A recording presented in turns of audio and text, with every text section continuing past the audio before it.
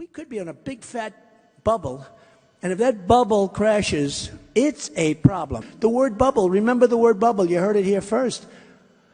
I mean, I don't want to sound rude, but I hope if it explodes, it's going to be now rather than 2 months into another administration.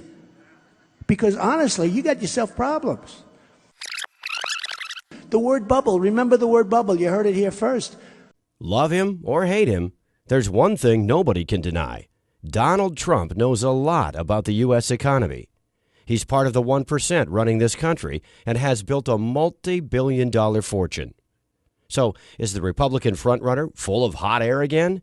Or is this a slip of the tongue from somebody who knows more than he's willing to share with the rest of us? The answer to this question will shock even hardcore liberals. My name is Charles Hayek, and I'm a retired economics professor. Most of my life, I've studied macroeconomics and the cycles of boom and bust in the global economy. What I can promise you right now is if you give me just 10 minutes of your time, you will understand more about our economy than many Harvard graduates. In my research, I have uncovered a strange pattern that has been going on for the past 20 years. A bizarre economic cycle intimately linked to every U.S. election since then. Right now, I will show you the hard facts that led me to this conclusion in plain and simple English, so that by the end of this video, you can make your own choice and be better prepared for what's to come. But to understand how this bizarre pattern works, we need to take a short look back at 1999. When the ball drops on the year 2000, it will be a momentous event for the world and for the U.S. economy, which is closing in on its longest expansion ever. The decade has been marked by strong growth, the lowest unemployment in a generation, and yet remarkably little inflation. It seemed like a totally different America than the one we are living in today. The stock market was booming thanks to the internet companies, affectionately called the dot-coms. For many Americans, investing in the internet companies seemed like the quickest way to become rich. More and more people put their savings into the stock market, driving it higher and higher. They gambled their money on the hope that they could sell those stocks for 2 to 3 times their value. And everybody was praising the Clinton administration for creating the biggest economic growth in U.S. history. For a time, it worked. To many, it seemed like the party would never end. Even the chairman of the Federal Reserve, Alan Greenspan, said, "Technology is creating a new economy, one where the old rules no longer applied." The Fed was so confident that in February 2000, it began raising the interest rates to their highest level since 1995. At the same time, bad economic data started to come in. The previous holiday season that was supposed to bring big profits to internet-based companies was a major disappointment. And it was not just online shopping. Ordinary Americans bought less, and consumption was dropping. While the nation was preparing for the next election, the house of cards built around the stock market started to collapse. On the 12th of April, 2000, the NASDAQ dropped by 386 points. It was the largest drop ever recorded, and by the end of the next week, Wall Street had lost almost a quarter of its value. The long economic boom of the late 90s became a gigantic bust. Bush was entering office at a time when the NASDAQ had lost 60% of its value, erasing $7 trillion of American wealth. Clinton's economy grew on the back of the dot-com bubble, and now everybody was looking to Bush to get the economy going again. But before going any further, let's take a short step back and see what we can learn from this. An economic bubble grows around an asset that becomes very attractive to investors. In the 90s, this asset was the internet company stock. Greed attracts more and more people who gamble their money, hoping that prices will go up and they will sell for a profit later. When people are blinded by the bubble, they think that growth will never end. This delusion is fueled by the media, economic experts, and even the Fed. At this point, something very interesting happened. As the economy showed signs of slowing down, the Fed raised the interest rate. And, curiously, some months before the next U.S. election, the bubble bursts, creating massive economic pain. We now have a theory that we can put to the test. A bubble emerges and grows on low interest rates. Investors and speculators are down in, as the experts say. Everything is fine and growth will continue. The Fed raises interest rates in a time where the economy begins to slow down. And that specific time is right before the next presidential election. The bubble bursts, and the next president has to deal with the aftermath. If this sounds crazy to you right now, let's put the theory to the test. I do believe in the American dream. I believe there is such a thing as the American dream. Owning a home is a part of that dream. It just is. Right here in America, if you own your own home, you're realizing the American dream. The asset this time was houses. The Federal Reserve had cut interest rates from 6% in 2001 to 1% in 2003. Rock-bottom interest rates created a huge demand for mortgages, as they were cheaper to pay off. Everybody wanted a house, and that pushed prices up. You could get rich just by becoming a homeowner, as the price kept going up. Soon, even people who could not afford to make a down payment or could not provide proof of a steady income and collateral were given loans to purchase new homes. If these people defaulted on their payments, the bankers didn't care. They would be left with a house, an asset that was rising in price. These no down payment, no collateral mortgage loans, called subprime mortgages, were given to millions of low-income families. One of the barriers to home ownership is the inability to make a down payment. And if one of the goals is to increase home ownership, it makes sense to help people pay that down payment. Now, the bankers had a brilliant idea. Bundle up the normal mortgages with the subprime ones and sell them to other banks, pension funds, hedge funds, and sovereign funds. Mortgage payments generated huge profits, and demand was high for this new type of speculative contract, now called collateralized debt obligations, or CDOs. This created the housing bubble. Ben, there's been a lot of talk about a housing bubble, particularly, from the Fed, from all sorts of different places. Can you give us your view as to whether or not there is a housing bubble out there? Well, unquestionably, housing prices are up quite a bit. I think it's important to note that fundamentals are also very strong. We've got a growing economy, jobs, incomes. We've got very low mortgage rates. The experts appeared all over mainstream news, assuring everyone that housing was not a bubble. Wealth has risen dramatically. The United States economy has never been better shape. There is no tax increase coming in the next couple of years. Monetary policy is spectacular. The Federal Reserve now started to increase interest rates. By 2007, the interest rates had reached 5.25%, and many families with subprime mortgages could not afford to make the monthly payments, and their homes were foreclosed. As more and more houses went up for sale, the prices started dropping. Consumption plummeted. A new crisis had begun, and it would reach its peak in fall 2008, right before the elections. House prices tanked. Banks and other investment funds found that their bulletproof, high-profit CDOs became worthless. No one wanted to buy CDOs or houses anymore. It was a financial bloodbath. The banking giant, Lehman Brothers, had bet on mortgages and was left holding assets nobody wanted anymore. On the 15th of September, it filed for bankruptcy. During November 2008, Americans lost more than a quarter of their collective net worth. U.S. stocks were down by 45% from its 2007 high. Housing prices had dropped 20% from their 2006 peak. Total U.S. household wealth went down by $14 trillion. Through the banking giant Citicorp, Bank of America, J.P. Morgan, and Goldman Sachs, the big traders of CDOs, the crisis had spread to the world. And now, stocks and property values plummeted everywhere. The economy of the world entered a deep recession. All this happened as our nation was preparing to choose its 44th president.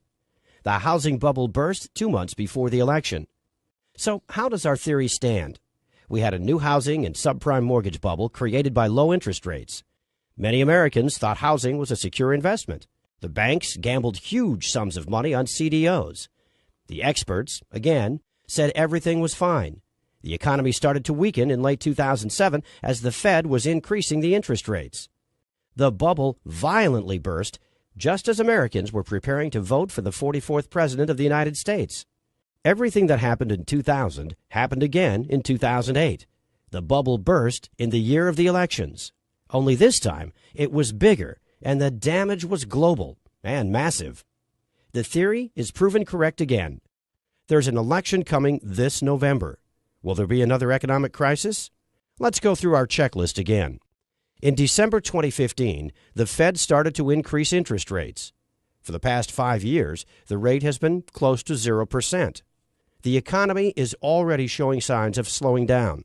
Right now, the Bloomberg Commodity Index hit a 16-year low.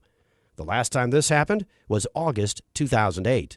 Commodities represent all the goods being traded around the world. Everything from oil to coffee, sugar, steel, and copper. When their price slumps, it signals a slowdown in the world economy. Oil is reaching its 2008 low point. The last time the price of oil was this low, the global financial system was melting down. And this time, it will hit the U.S. economy much harder because of the shale miracle.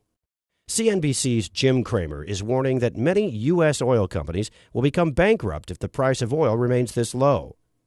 The price of copper, too, has plunged all the way down to $2. The last time it was this low was just before the stock market crash of 2008. Consumption is slowing down. U.S. imports of goods declined by 6.6% on a year-over-year basis. U.S. exports of goods declined by 10.4% on a year-over-year basis. 2015 was the worst year for holiday spending since 2008. U.S. manufacturing is contracting at the fastest pace that we have seen since the last recession. If just one or two of these indicators were flashing red, that would be bad enough. The fact that all of them seem to be saying the exact same thing tells us that big trouble is ahead. So, what are the experts saying? What do you see right now? Actually, the economy is fundamentally strong. Housing is booming. Technology is booming. Commercial real estate's booming. In all fairness to Obama, during his administration in the last few years, jobs have been created and the jobless rate is way down. If you just kept it simple, you'd say that the United States is growing almost at kind of at trend growth, whether it's 2.5 or just under 3% growth or maybe even a little above it. Well, no, but around trend growth. Following our checklist, we have an election year, the Fed raising interest rates, an economy slowing down, experts saying everything is fine. The only thing that's missing is the bubble that Trump warned will burst before the November elections. Does he know something we don't? The word bubble, remember the word bubble. You heard it here first. I mean, I don't want to sound rude, but I hope if it explodes, it's going to be now rather than 2 months into another administration. Well, to understand exactly what a bubble is, we need to look back at the dot-com and the mortgage CDO bubbles. In both cases, people thought that they had something that would never stop growing, something too big to fail. In both cases, stocks and housing attracted huge sums of money, driving their prices way beyond the actual value. This is just like gambling. Buyers get the asset, hoping they will sell it in the future for a profit. When the bubble bursts, those who are left with the asset suffer huge losses.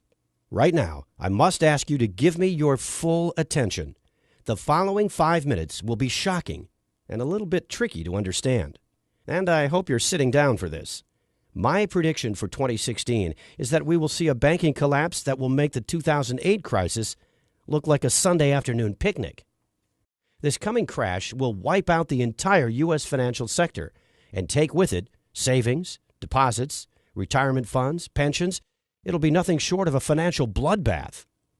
How can this be possible? Well, remember how bubbles are created when something seems to grow indefinitely? The delusion is that something is too big to fail.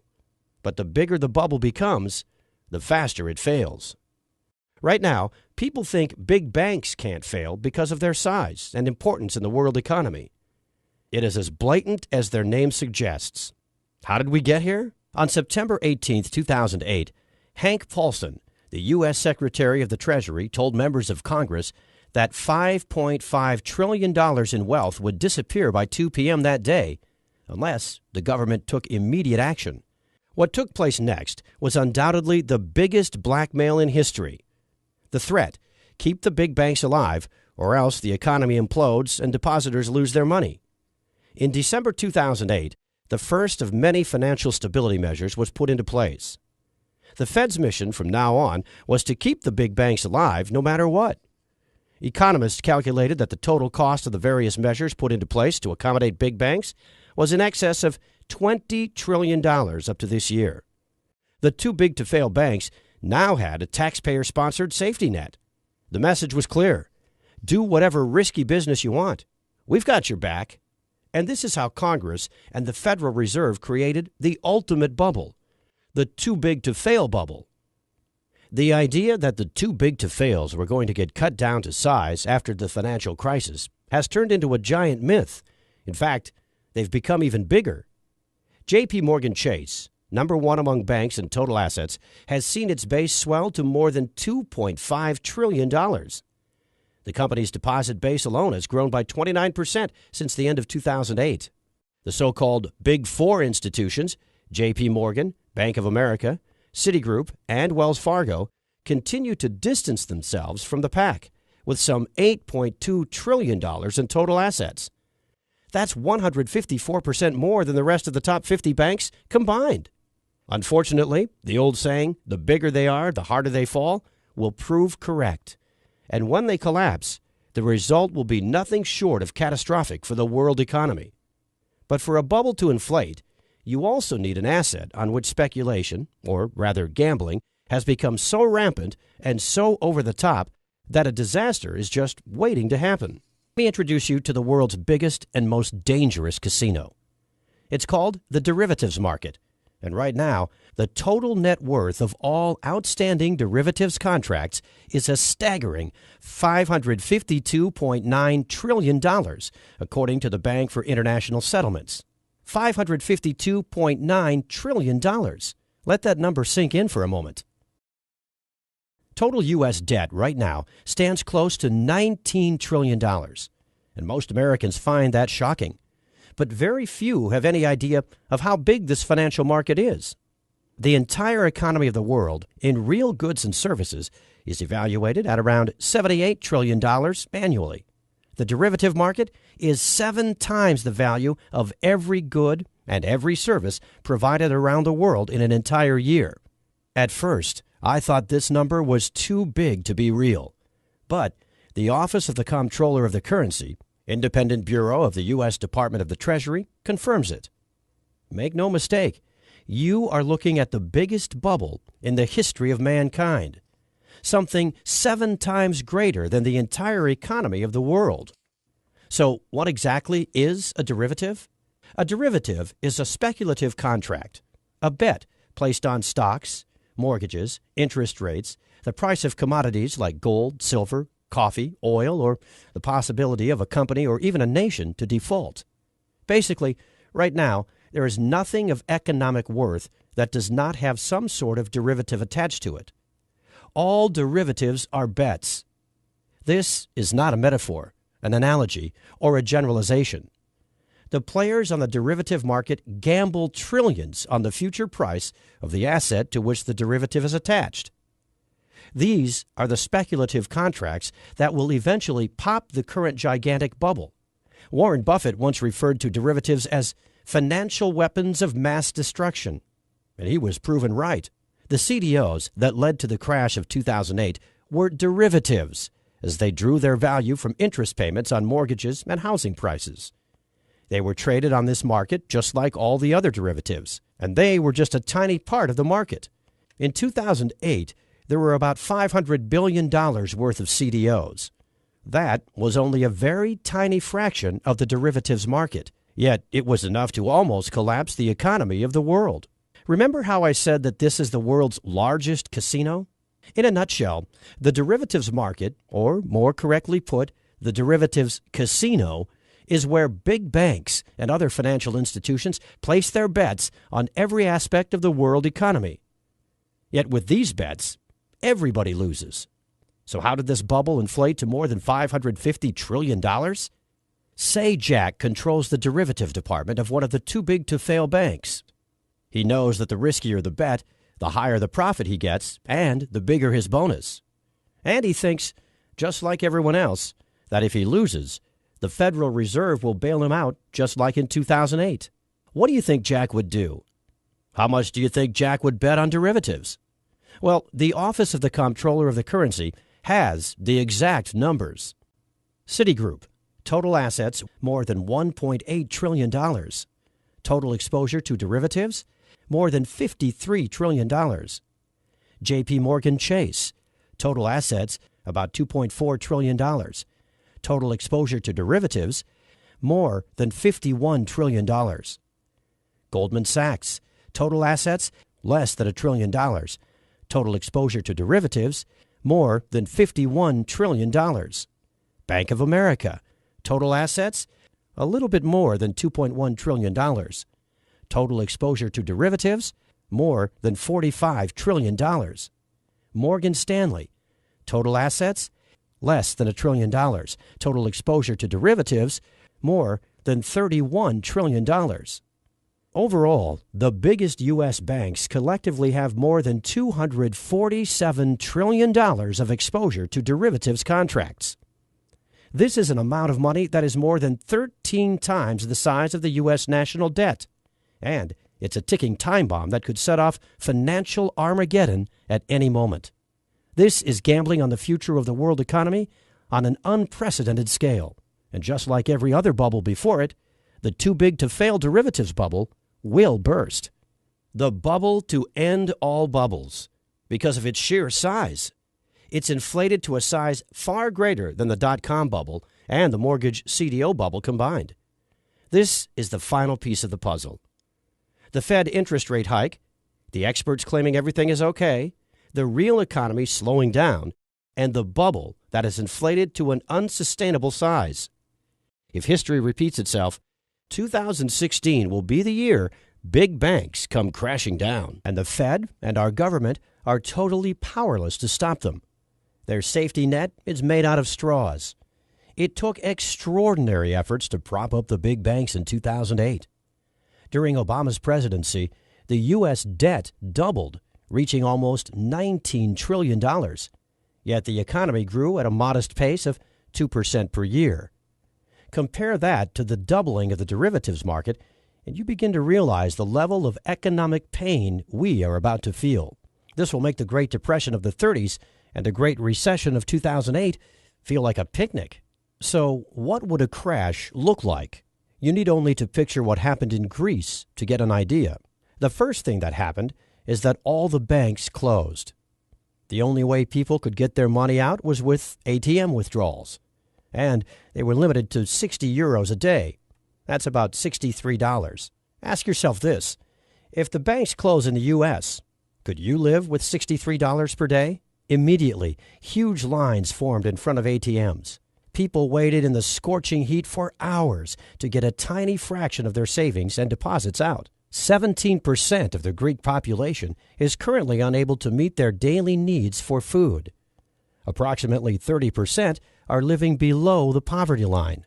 The official unemployment rate is 27%, 52% of under 25s. In Athens, Greece's capital, one of these is 53-year-old Athenian Vasilis Dimopoulos, who used to earn up to 3,000 euros per month until his employer folded in 2008.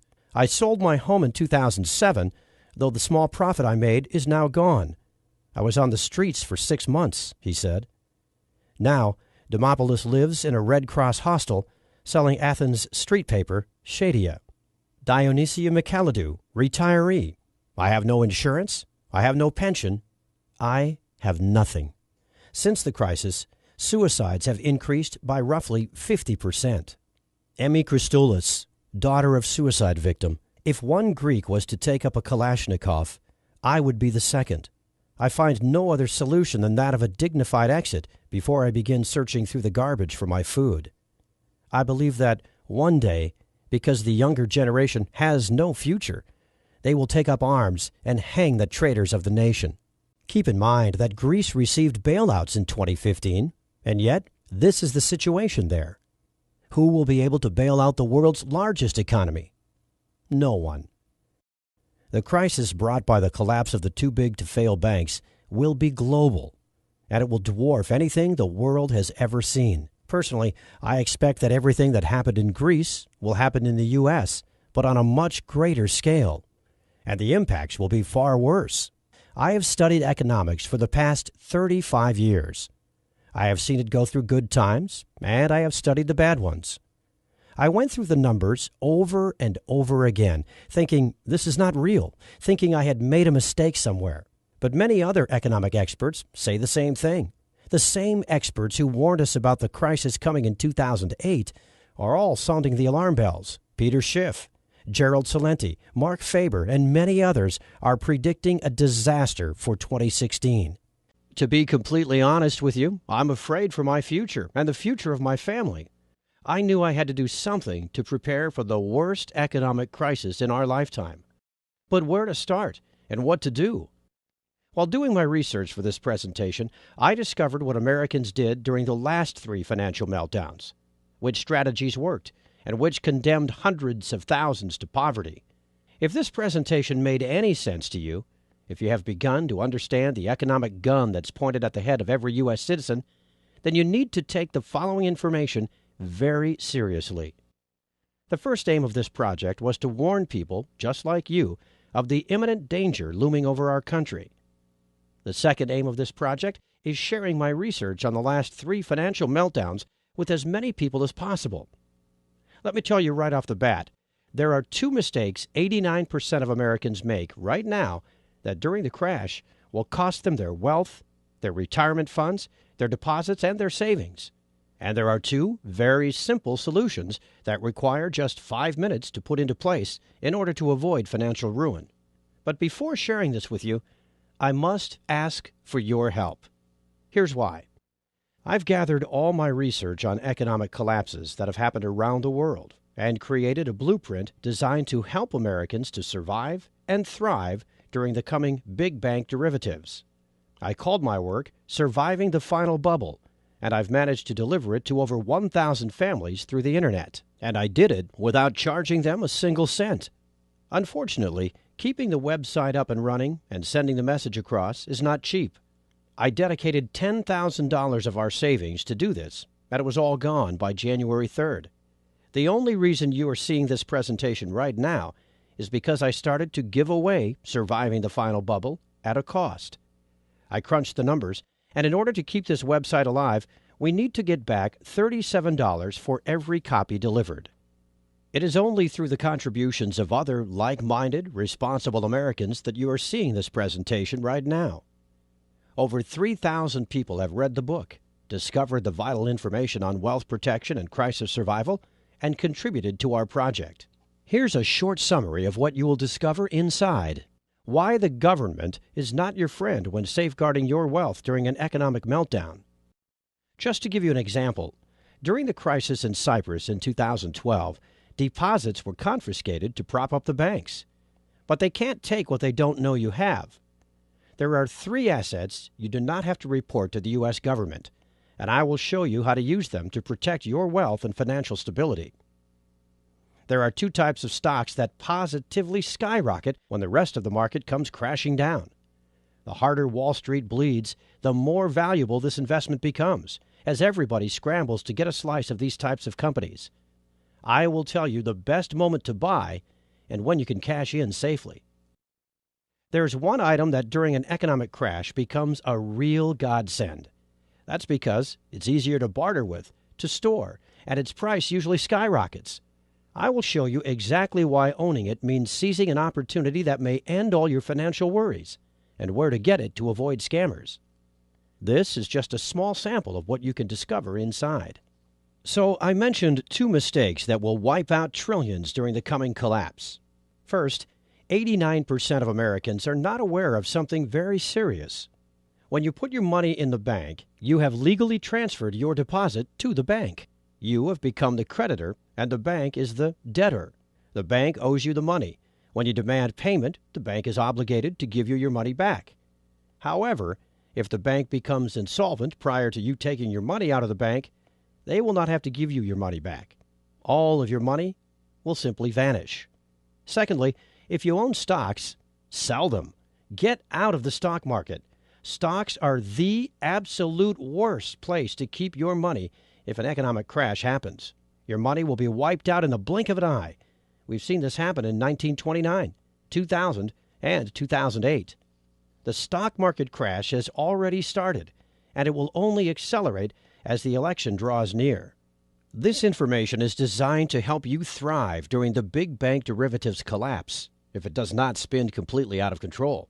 Up to this point, we have only talked about wealth protection, but it might not be enough. Given the size of the derivatives market and the wild speculation going on, securing wealth and financial stability may be very low on the priority list for any family. Food, water, safety, and keeping illness and criminals away may be a far more pressing concern. Make no mistake, this disaster will be global. There will be no place to run to for safe haven. And that's when, by chance, I met Mark Baker. To some, Mark may seem somewhat eccentric because of his passion and dedication to survival and disaster preparedness. His dedication goes way further than reading books, attending seminars, and learning from the experts. He likes to test everything he's learned in real-life conditions. That's why he went to Greece and to Venezuela during the worst time of the economic disaster that hit both countries. During a 5-month period, he stayed with Greek and Venezuelan families in the most impoverished areas, learning how an economic crisis impacts their daily lives and trying to help them out, all while putting his survival knowledge to the test. And he decided he would live there on a $300 budget for the entire trip. His conclusion? A lot of the information provided by survival gurus out there has nothing to do with real life and can be downright dangerous. A lot of these survival experts with their Amazon bestseller books are sitting behind their computer imagining how an economic collapse will happen and write about unproven, rehashed solutions, strategies that sound good in theory but completely unproven in a collapse. Fortunately, nothing beats hands-on, hard-earned knowledge. His experience in both countries was eye-opening, to say the least. He went through a food shortage, blackouts, riots.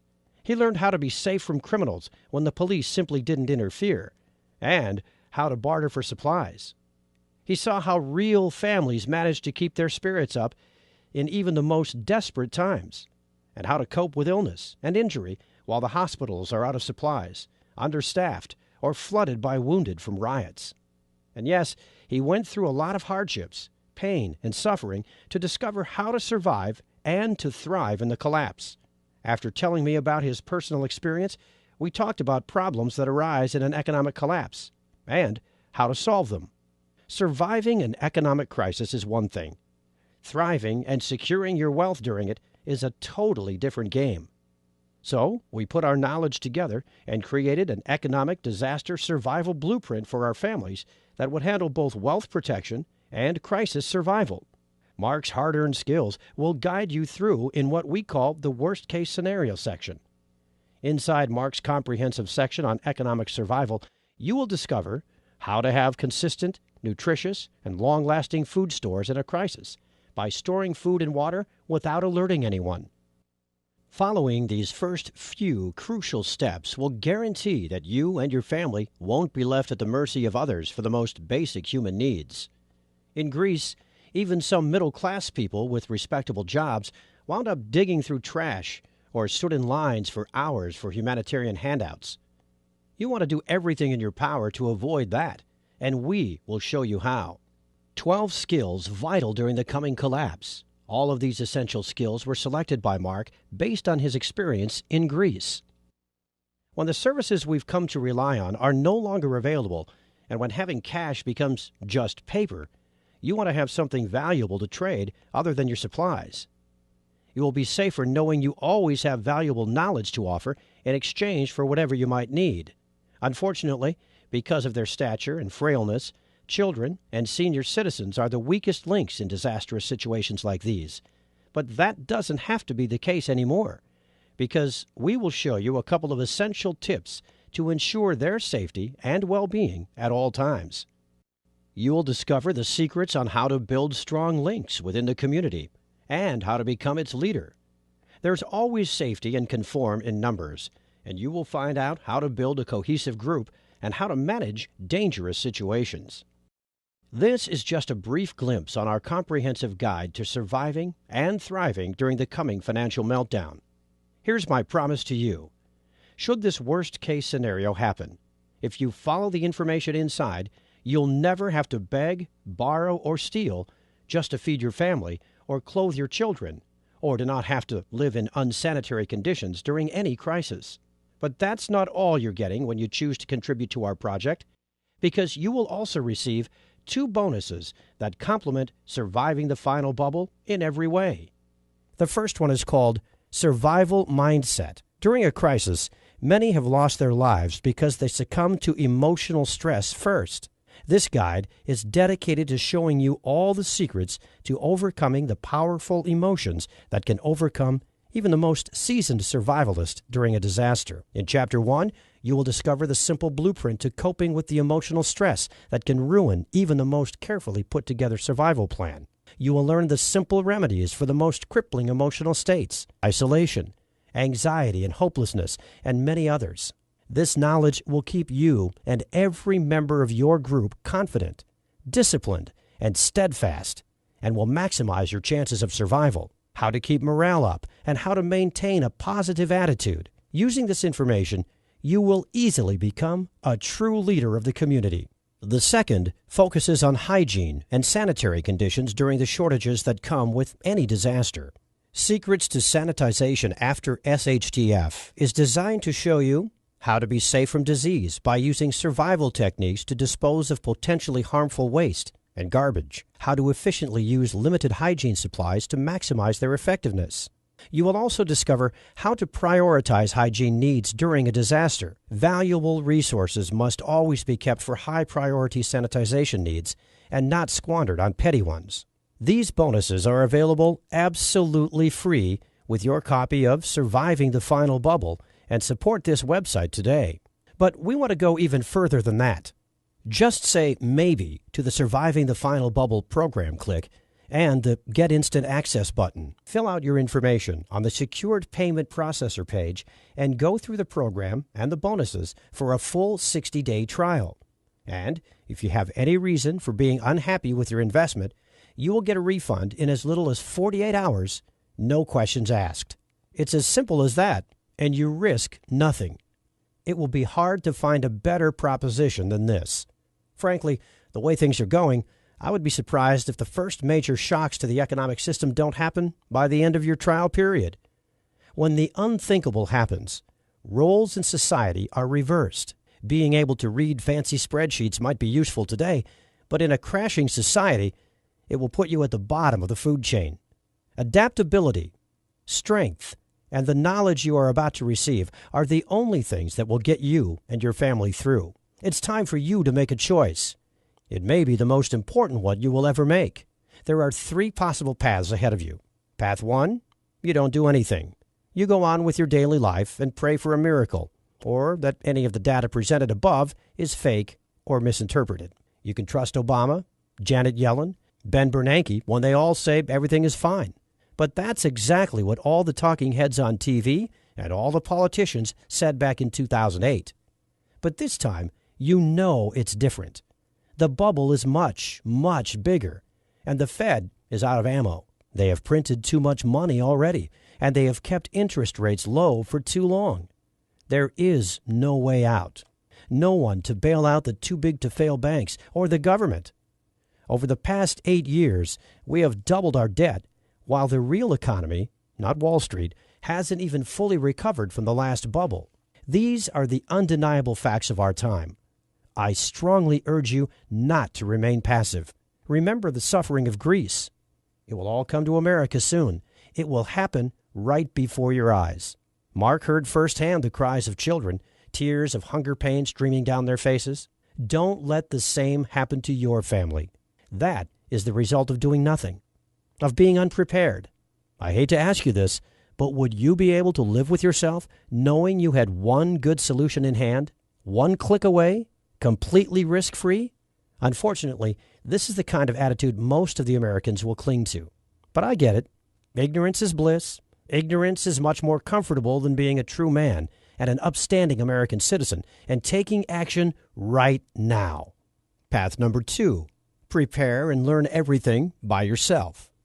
Like I said earlier, I've spent countless nights thinking about the best ways to protect my family, But sure, if you really want to, it could be a viable option.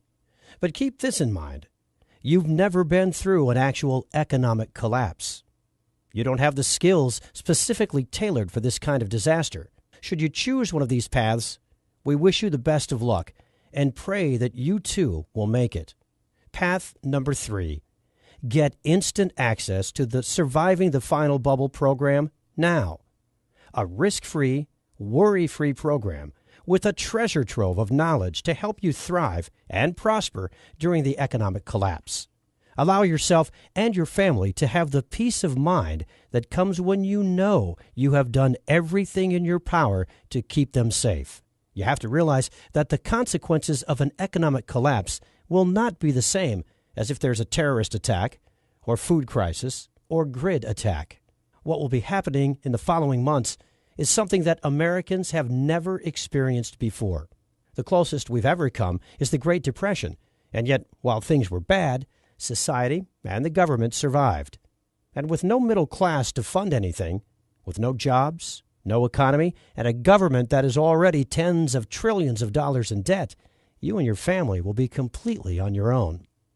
Unless, that is, you have the ease to take the actionable steps included in the program, in which case you can have an entire proven survival plan in place in less than 14 days from now without spending more than $100 in expenses. You can be one of the smart Americans who understands something amazing when they see it, who goes through the program.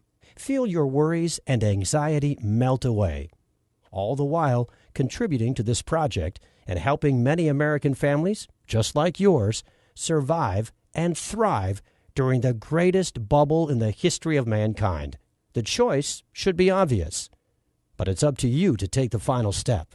God bless you, and God bless America.